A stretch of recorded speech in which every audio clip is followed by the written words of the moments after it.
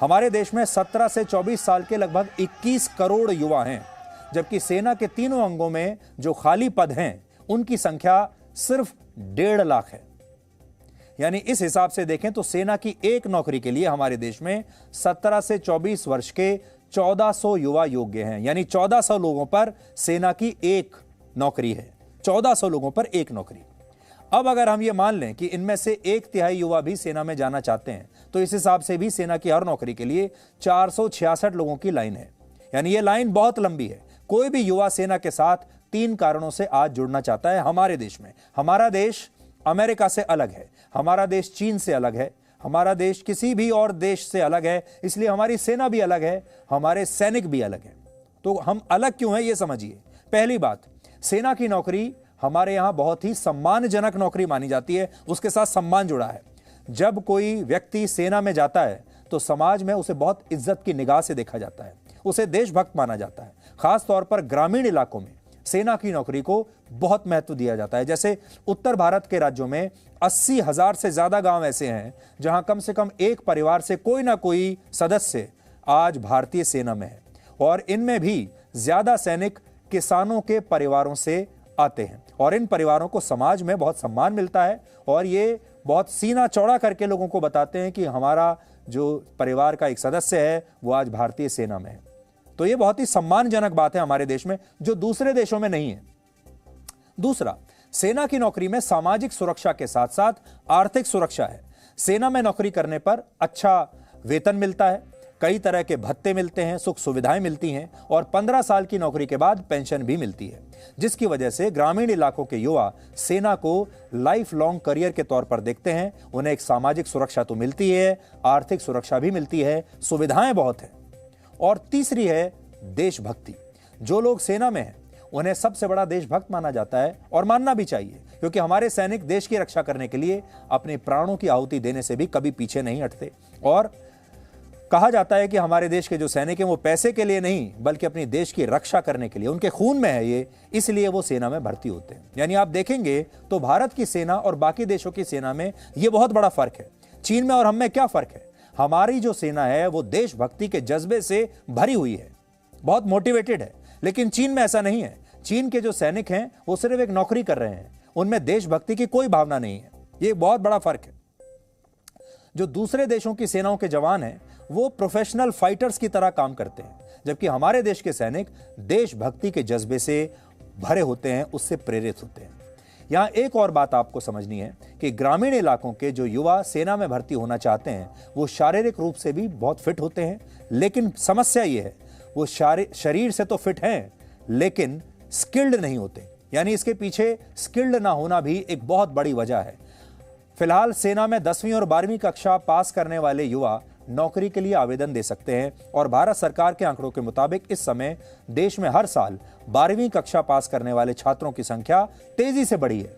वर्ष 2000 में 99 लाख छात्र 12वीं कक्षा में पास हुए थे। सोचिए, लगभग 1 करोड़ छात्र हर साल, जबकि अब हर साल लगभग 3 करोड़ बच्चे 12वीं पास करके नौकरी की तैयारी में जुट जाते हैं।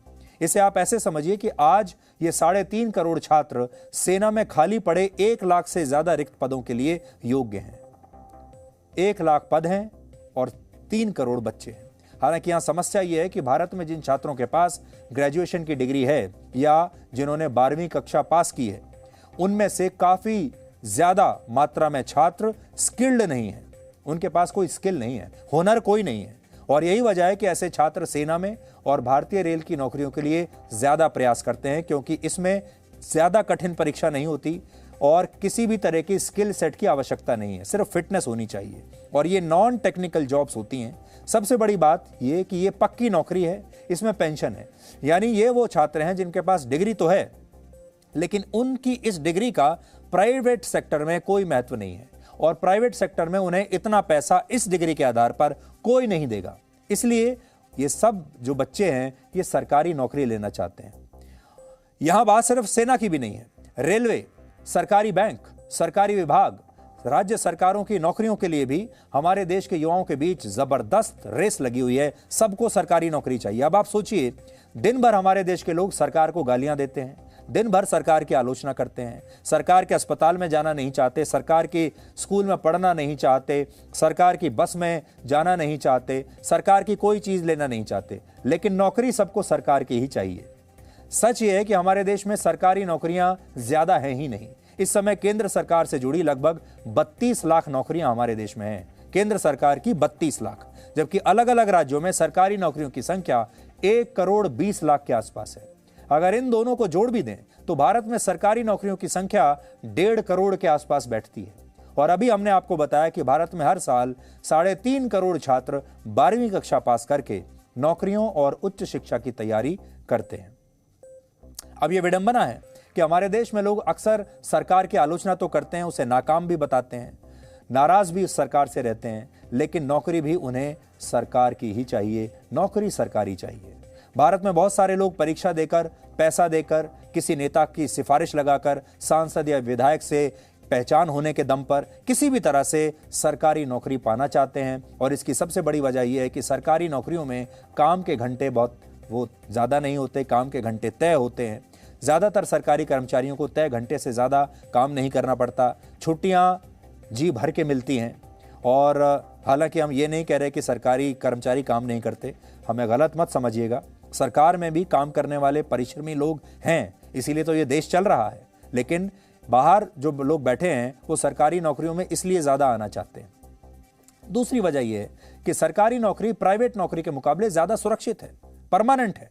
सरकारी नौकरी से निकाले जाने की संभावनाएं ना के बराबर हैं, जबकि प्राइवेट सेक्टर में आपकी नौकरी सिर्फ तब तक चलती है जब तक आप ईमानदारी से अपना काम करते हैं और अपने जो लक्ष्य हैं उन्हें आप अचीव करते रहते हैं। सरकारी नौकरियों में तनख्वाह भी अच्छी होती है, दूसरे भत्ते भी मिलते हैं, सरकारी भत्ते, छुट्टियां मिलती हैं, घर खरीदने के लिए आसानी से लोन मिलता है, बीमा और पेंशन जैसी सुविधाएं मिलती हैं। इसके अलावा निश्चित समय पर आपकी सैलरी बढ़ती रहती है, चाहे काम में आपका प्रदर्शन कैसा भी हो, सैलरी आपकी हर साल बढ़ती रहेगी। जबकि प्राइवेट सेक्टर में लोगों को सैलरी में इंक्रीमेंट के लिए बहुत मेहनत करनी पड़ती है। हम लोग प्राइवेट सेक्टर में काम करते हैं, हमसे पूछिए।